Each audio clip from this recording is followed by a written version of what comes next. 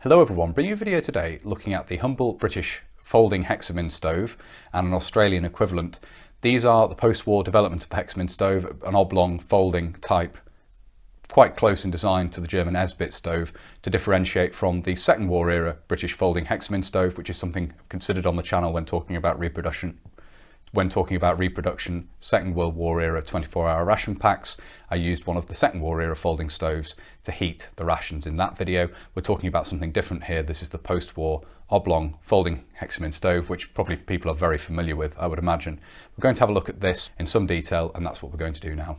So here we have the selection of Hexamine stoves we're going to talk about in this video. These all follow generally the same pattern, as we'll see, based on the German Esbit stove, the Second War era folding Esbit stove, which of course was continued in production post-war and was quite popular on the civilian market. This is somewhat bigger than the Esbit and uses large Hexamine blocks, as you can see in this commercial packet here in the cellophane.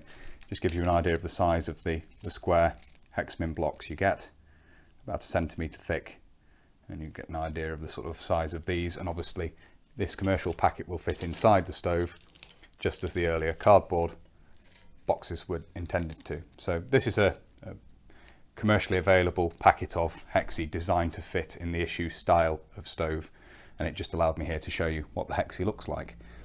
On the left here we have an earlier example of the stove. The one in the middle is relatively recent. I'm not exactly sure how recent this is, how modern it is. But the one that we have on the left here is an older example, and I believe these were introduced in the 1960s, and of course they replaced the Tommy cooker, the alcohol gel stoves, which have been used in Malaya to a degree. There's quite a bit of photographic and video evidence of those in use. And of course it's a step away from the preceding designs of folding Hexamine stove, which included the design intended for use with the 24-hour ration, which was introduced during the Second World War, and the stove designed as part of the late war jungle kit, which was quite similar to it but somewhat different. And they of course used round tablets which came in a tube. The advantage with this design is you can actually pack the fuel away inside the stove when it's not in use, so it's a very compact design from that point of view. And when these are folded up, they really are quite a neat little package.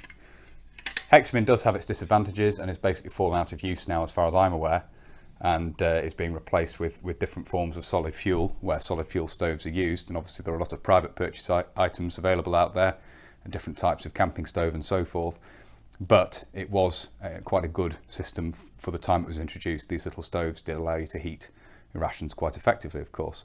So on the left hand side here, as already mentioned, we have an earlier example of the stove here. This unfortunately has been affected by water damage at some point. It's quite heavily rusted on this side, but nevertheless shows an earlier example of one of these. It came in this wax paper packet here. We'll have a look at the packaged example in just a minute to see more details of that. But you can see here it's a very simple design with metal stampings. You have little rivets here to form the hinge pins where this opens up. You have obviously interlocking sort of teeth across the top here, which acts as a stand for whatever you're going to heat over this, be it a metal mug or mess tins. And you've got strengthening ribs stamped into the top there as well, as you can see. On this earlier example, the teeth, if we want to call them that, are quite angular. And as we'll see on the later one, that's a change to the design. They made them more rounded, but otherwise the design stays broadly the same. Underneath we can see here, the bottom, we have holes worked into the base, which obviously allow air in at the bottom to help the tablets to burn effectively on the stove itself. So as I say, this is an earlier example with the wax cardboard box containing the fuel tablets still in place. I don't want to pry this out for fear of damaging the stove further. We can have a look at what we can see on the side here. We've got the manufacturer there, which looks very much like Pyro, based in Dunmow, Essex. And there's nothing visible on this side apart from the rust stains, unfortunately. The packaged example of this at the back, I'll just get rid of the muck off the top of this. There we go, that's a bit better. So the only unfortunate thing with this is the damage it's sustained from water, as I say. The packaged example at the back is exactly the same. Unfortunately, it does look like there's a bit of rust staining here as well, so this one could have had much the same issue. Sealed at one end, as you can see, in this brown waxed paper. This is how these, certainly the earlier examples of these, were issued. And at the back here, you can see a clearer stamp, Hexamine solid fuel cooker, tablets and instructions for use inside. And of course the instructions are included, one of them being on the front here, of course. Ventilation must at all times be given when burning tablets, which is very true. Hexamine, when it burns, does give off unpleasant fumes, to say the least. So, a package example of the earlier stoves there.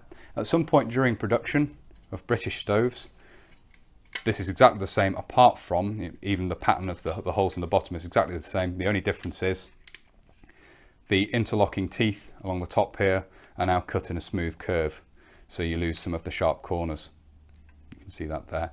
Otherwise the design is effectively the same. Works in exactly the same manner.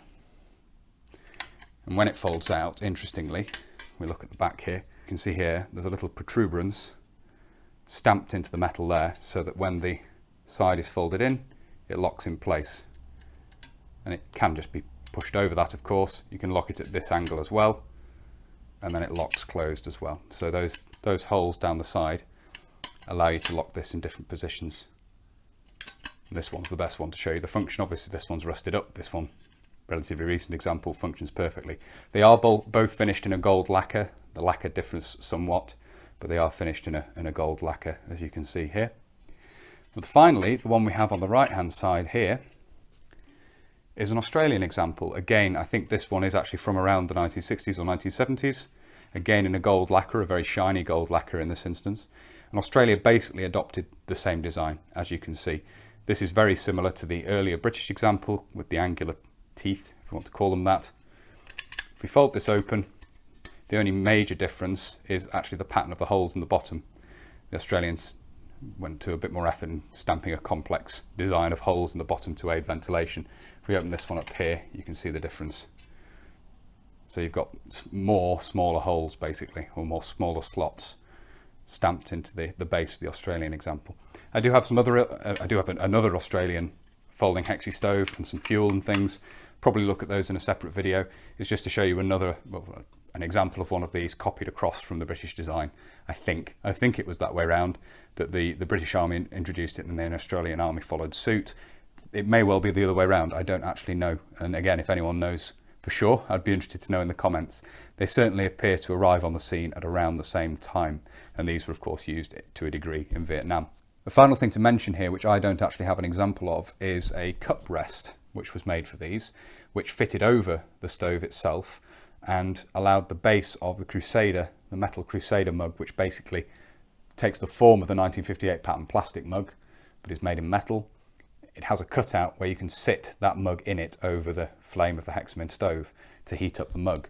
I don't actually have an example of one of those, so I will have to try and pick up a more recent, 1990s onwards, Hexamine stove, which includes the stand for the cup. As I say, that was a relatively late development in the design, which paralleled the introduction of the metal Crusader mug. So as I say, I'll have to keep an eye out for one of those. Something I wanted to mention here, but not something I can demonstrate, unfortunately. So that's a quick run through these Hexamine stoves. So hopefully you found it interesting looking at this. A preemptive thank you to anyone who can help with further details regards dates and so forth. It's always very interesting to read in the comments when people have information to add to these videos. I'd be very interested to know, obviously very interested to hear from anyone who can help with those details. If you have found this interesting and you'd like to see more from the channel, please do consider subscribing if you haven't already. And whether you're newly subscribing or you've previously subscribed, please do make sure you hit the little bell, the notification button down below. That will of course alert you when I upload future videos. If you really like my uploads and you would like to support the channel, you can. Both Patreon and PayPal are linked down below. And as ever, a massive thank you to everybody who supports the channel using those two methods. It's greatly appreciated, as I always say. Thank you all very much indeed. If you'd like to follow the channel on social media, you can. Facebook, Instagram and Twitter are all linked down below. And for those of you who don't use social media, you can of course contact me using an email address, which is provided in the description as well. That's everything for this video. So until next time, bye for now.